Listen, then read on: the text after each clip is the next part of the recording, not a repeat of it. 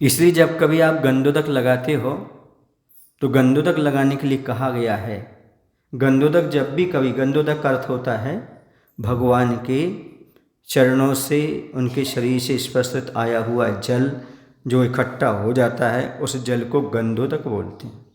उस गंधोदक लगाने का सबसे अच्छा तरीका है, कहाँ लगाना चाहिए, तो गंधोदक मात्र उत्तमांग में लगाना चाहिए, मस्तिष्क में ही लगाना चाहिए, मस्तिष्क के नीचे नहीं लगाना चाहिए। कुछ आँखों में लगा लेते हैं, कभी नहीं लगाना, क्योंकि आँखों को मलद्वार कहा गया है और भगवान की पवित्र रज कभी मलद्वार में नहीं लगाई जाती है। लगाना तो थोड़ा सा ऊपर पलकों पर लगा लो, पर वो नीचे आ ही जाता है। इस सबसे अच्छा है उत्तमांग पर ही लगाना चाहिए, तो उसकी गंधोदक की पवित्रता भी बनी रहेगी और आपको पुण्य भी बढ़ेगा, आपको दोष भी नहीं लगेगा और आप भी पवित्र हो जाएंगे।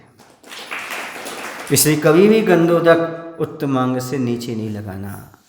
जो परंपरा चलती है ऊपर से डाल दिया जाता, छिड़क जाता है, छिड़का जाता है, ऐसा नहीं होना चाहिए, क्योंकि गंधोदक जमीन पर गिरता है, पैरों में गिरता है यदि छिड़कते हो तो उसमें आपको पुण्य कम लगता है, पाप ज़्यादा लगता है। इसलिए अपने हाथ से सावधानी पूर्वक लेकर के माथे पर भगवान की पवित्र रज को लगा करके अपने आप को पवित्र और धन्य मान करके चलना चाहिए।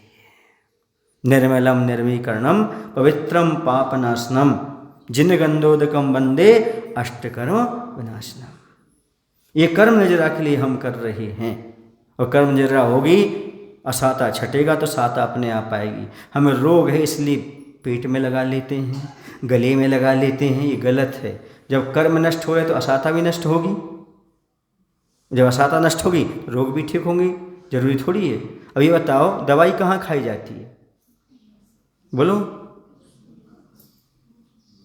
आपके पैर में दर्द हो तो दवाई पैर से खाई जाती क्या? हाथ में दर्द तो हाथ से खाई जाती क्या?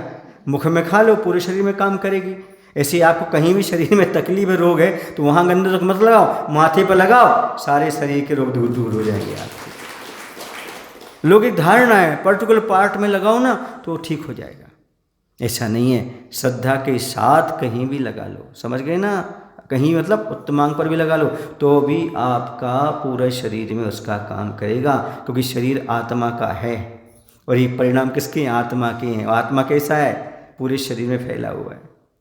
इसलिए गंधोदक मात्र उत्तमांग में ही लगाना चाहिए। कुतर्क से कोई फायदा नहीं है, तर्क जो आगम कहता है उसके अनुसार चलोगे तो आपको पूरा फल मिलने वाला है। समझ आए?